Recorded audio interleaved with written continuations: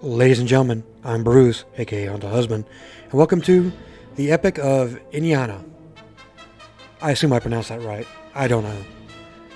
It's a linear visual novel.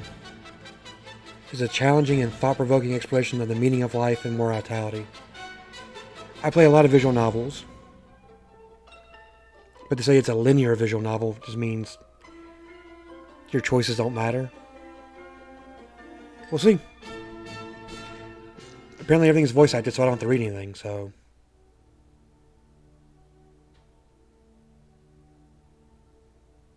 Life.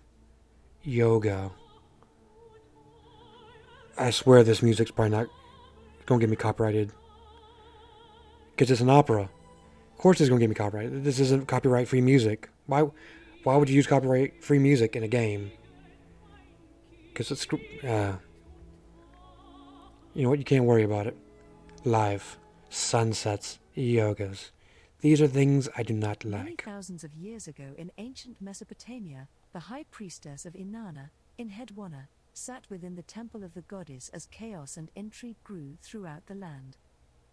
Hedwana knew that the coming danger was not only to her people, but to all of humanity. Yet her aspect was calm, her words measured and deliberate. For Hedwana had experienced a most fateful dream the night before, and she knew well the question her young attendant would ask. How did the humans get the maze in Hedwana? Listen, young Utuzus. So you will learn how the Queen of Heaven gave humans the holy maze. I'm glad I don't have to pronounce any of this stuff. Long ago, a terrible storm brought darkness and chaos over the world. Mm-hmm. Many of our ancestors abandoned hope, for it seemed that the tree of humanity was doomed to extinction. Uh-huh. But although the other gods ignored the people's suffering, the Queen of Heaven, Inanna, looked on with love and decided to save humanity. Inanna. She boldly went to Enki, the god of wisdom in the deep sweet waters. Enki greeted Inanna respectfully, shared the drink of the gods, and then tested her with many challenges. Jesus, these names. Inanna prevailed against each of Enki's trials, showing herself to be his equal in intelligence. Enki was so enamored with Inanna's beauty and brilliance that he proudly offered to her the holy maze. Inanna accepted the maze graciously, placed them in the boat of heaven, and then set out for the land of the humans. Wow. After Inanna left and Enki recovered his sobriety, he realized his boastful mistake and sent demons to stop the boat of heaven.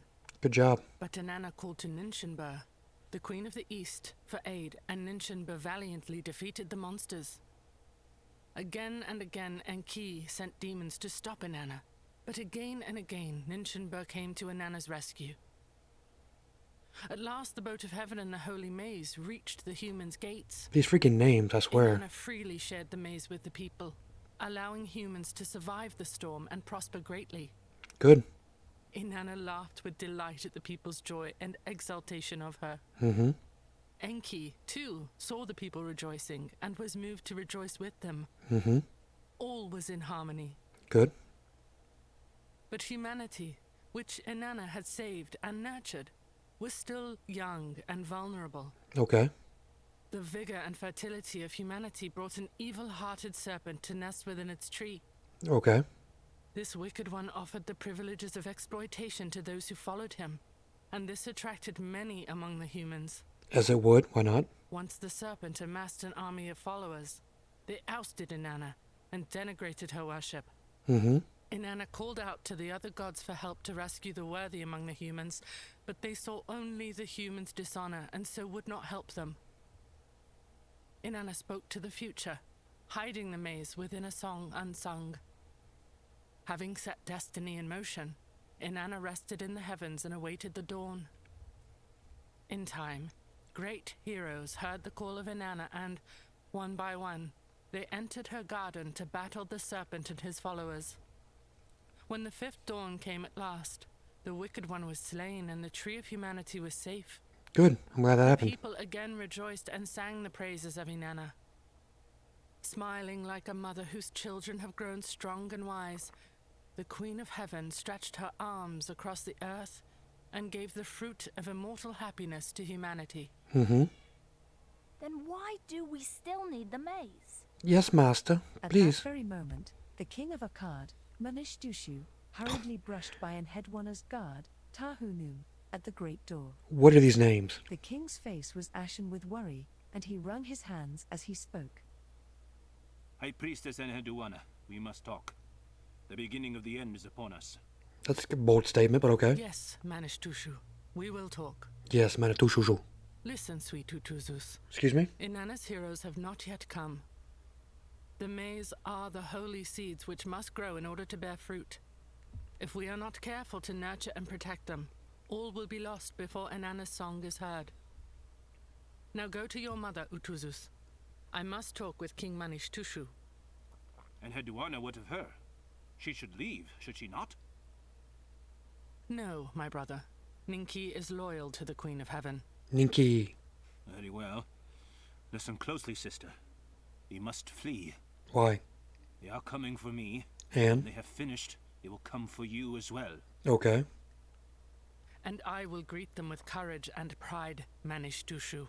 Just as you should. Yes, I'll be a little bitch about it. Where is the Lion of Suma, brother? The brave king whose mighty war cry strikes fear into his enemies. Yeah. The time for bravery is over, sister. All we can do now is save ourselves. What a coward. Brother, remember what it means to be king. Yeah. You must think not only of saving yourself, but saving your people. Coward. Be brave, Manishtushu, for their sake. Yeah. What worth does bravery have? In the end, how is the brave king any different from the cowardly one? Both end life alone, turning into dirt in their tombs. Let's get a point. Bravery, sister. Let's flee while we can. No. Your life has worth beyond your body and its fate. The people depend on you as their protector. Have you so easily forgotten your duty to your people, brother? I think he has. It is the people who have forgotten their duty to us, sister. Okay. Where were the people when my son Naram Sim stalked me in these halls, plotting my downfall? They were outside the halls? Where are they now? When he musters his forces against us. Let us leave this land, Enheduanna, and hasten to our cousins over the mountains. I will not, brother. Hey, neither will I. I'm sticking through this. I will never break the oaths that I have made to the people and to the temple of Inanna. And what of your oath to me, your own brother? Do not ask me to choose, Manishtushu. I am sworn to the goddess. Stand with me against the usurpers. Hell yeah, brother.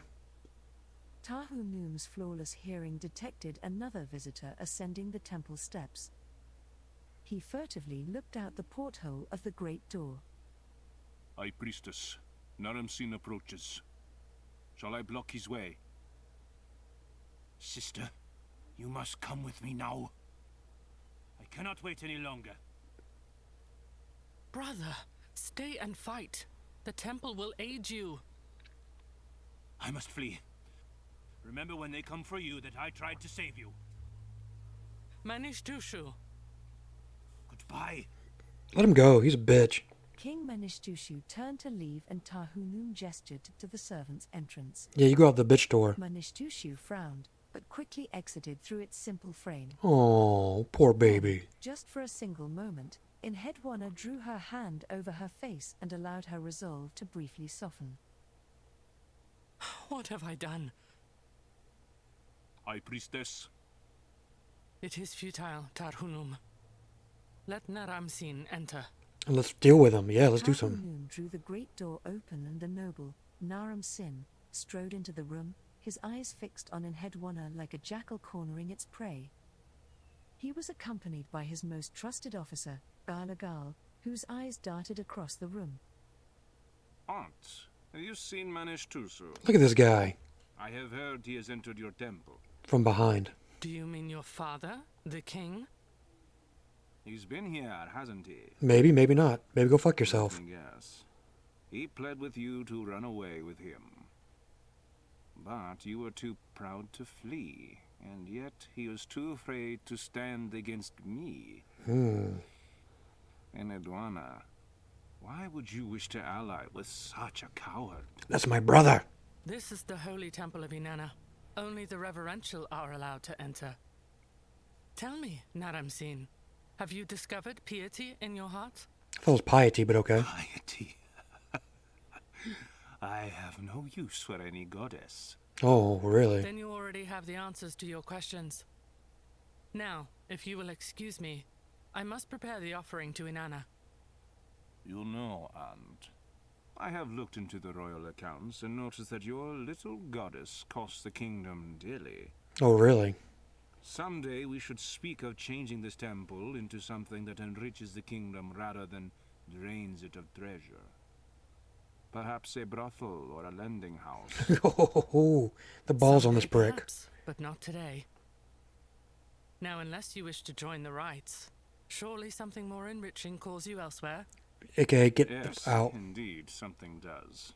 But I will return. Oh, will you? Good. Thanks for telling me no. That you may be sure, Aunt. I plan on coming multiple And I times. will be ready when you return. Of that, you may be sure.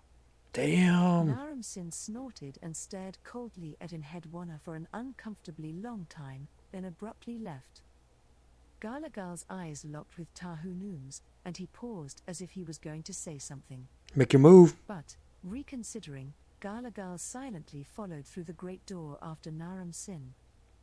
Once Tahunum had ensured that the intruders had fully descended the temple stairs, he nodded to Enhedwana. At once, the high priestess rose from her chair. Quick, Ninki. We must prepare immediately. She's been sitting this whole time? Yes, High Priestess. Are we leaving? No, we're not leaving. Not we, but you. Oh, I will stay, and, with Inanna's blessings, I will fend off my nephew and his ruthless ambitions. mm-hmm. But there is something much too precious to risk falling into the hands of Naram-Sin. Oh, yeah? What is that? You must take it to the other world. The other world of the West. Mm-hmm. Is the other world real, High Priestess? No, I'm just making it up. Come on, seriously. Yes, and I need you to take it there, Ninki. Take what, High Priestess? The most holy of the holy maze. It reveals the magic of the soil. Ooh. This is the secret of creating life from death and purity from filth, and came straight from the star of Inanna. I must enter the innermost chamber of the temple to retrieve it. Okay. Ninki, you must take the May to the Druidia, for only the Druidia know the way to the other world. The Druidia? You heard her. I thought they were only a story. Oh, Jesus. She's one of those type of They people. are indeed real, and the Mainoan know the route to them. Thus you must go to Crete, and from there to the Druidia. We must hurry. I am going to the chamber to get the tablet. Druidia. Wait here with Tarhunum, Taharunum. and pray for me, Ninki. Yes, High Priestess. Enhedwana traced her fingertips across an engraving of Inanna in the back wall of the room, then pressed carefully in two features of its figure. The sound of expertly carved stone sliding was heard as the stone panel pivoted and revealed a secret door.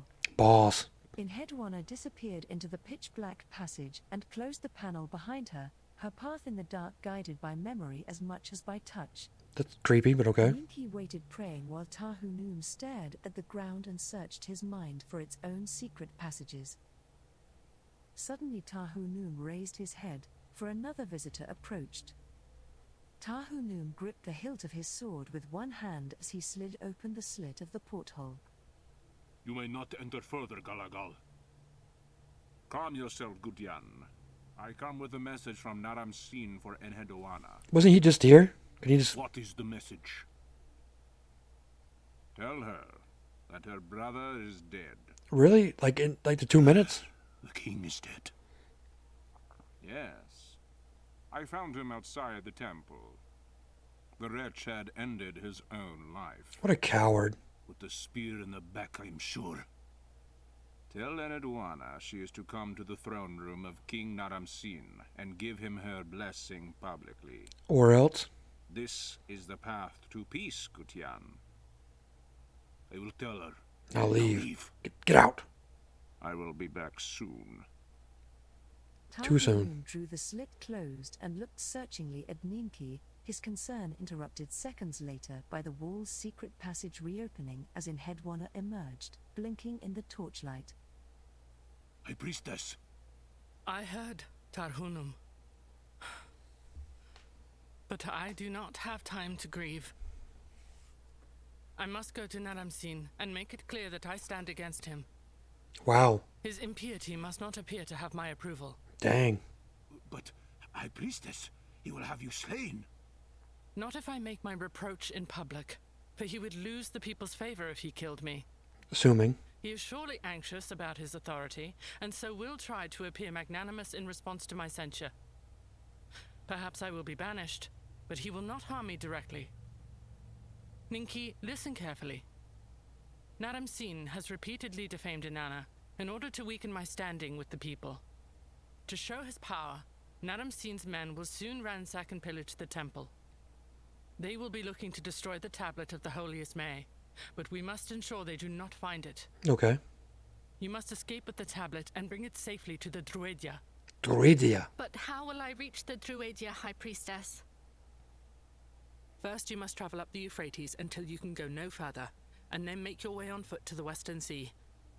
From there, you will sail to Crete and seek the help of King Bansabira. Oh, King Bansabira, I know him. Within the tombs of the temple, there is a route that leads under the city to an exit near the docks. The path is well hidden with puzzles to lead astray the unworthy. Mm-hmm. You will need to make your way carefully through the underground passages to the dock. Okay.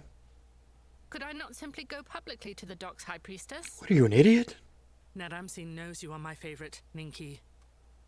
The only reason they have not come for you already is that Naram-Sin still hopes I will support his coup. The moment he knows I will not support him as king, you will be in great danger. No. He will hope to punish me through your pain. Tarhunum, you must go at once and prepare a boat to sail through the marshes of the Euphrates. Be ready to meet Ninki at the old dock tonight. Oh. But, High Priestess, surely I must stay and protect you. That chest here, though. Do not argue with me, Gutian. You must protect Ninki and the tablet now. Don't argue with me. Swear to me that you will. I swear to do so, High Priestess. I swear on my life. I swear a lot when you're not I looking. will hold you to it, brave warrior. Remember, Ninki, the tablet contains the key to restoring Inanna to her rightful throne. You must succeed. Or else. I understand, High Priestess. Oh, now you understand. I Great. will bring the tablet to Druidia. Druidia. May you succeed in doing so, my beloved Ninki. Ninki. Now go, both of you. May Inanna watch over you and guide you on your path. May the force be with you. The young priestess Ninki followed in head Warner through the temple down into the most ancient and long-forgotten corner of the tombs. Here in head Warner grasped a large but unassuming clay slab and lifted it, unveiling a shadowy portal whose steep steps were barely visible with Ninki's torch. Mm-hmm. In head Warner did not hide her tears as she embraced her beloved priestess, but said nothing as Ninki descended into the underground. Underground, baby. As Ninki reached the base of the stairs, she looked up one last time at the High Priestess. In head Warner regarded her gently, and a final tear dropped into the underworld as she slid the clay covering back into place. Do what it do, baby.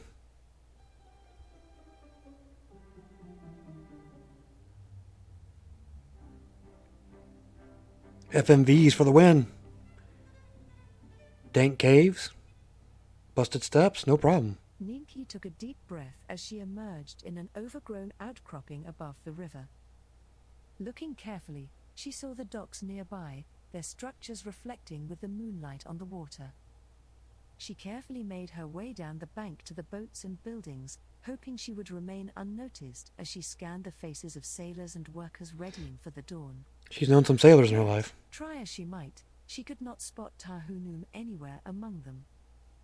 After many fruitless minutes, she sat by an empty boat and stared at the inky waters, pondering her next move. Just as her remaining hope seemed to sink into the water's depths, an unfamiliar voice called from behind to her. Are you Ninki?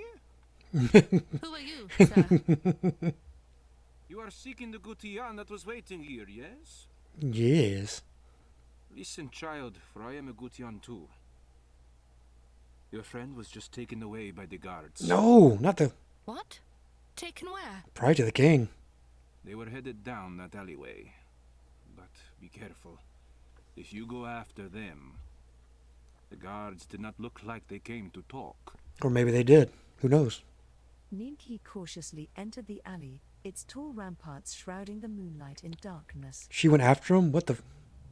Past several winding bends, the alleyway opened, and here she saw the silhouette of Tahunum encircled by several menacing figures. Well, Gutian, it looks like you've come to your end. Or maybe your beginning of the end. I've looked forward to doing this. What a dick. Gulligal. That's your name, isn't it? What does it matter? You'll soon never say anything again. Oh, but I will. I saw your name written within a seal. It must have been a spell. It is in my pouch. Look for yourself. Take it from him, guard. Take it from him quickly. I enjoy that. Well, does it say my name? I cannot read it, sir. Give it to me. Idiot. You must press the top of it, Gulligal. That opens it. A low hum emanated from the mysterious box as it began to glow with an otherworldly blue luster. Oh, nice. Galagal brought the box close to his face, his mouth open in confusion as he studied its decorations. Suddenly Ninki heard a loud crack like a whip, and the alleyway was filled with a burst of light. Interesting.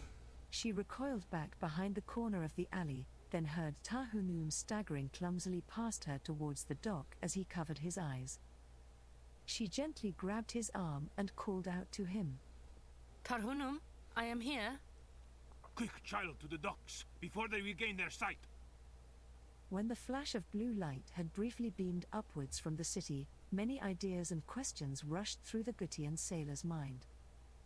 But once Ninki and Tahunum appeared from the alley, his only thought was to quickly finish readying Tahunum's boat. Yeah, we're on a The time limit Gutians here, man. Come on. clasped hands and nodded meaningfully to each other just before the boat pushed off into the Euphrates.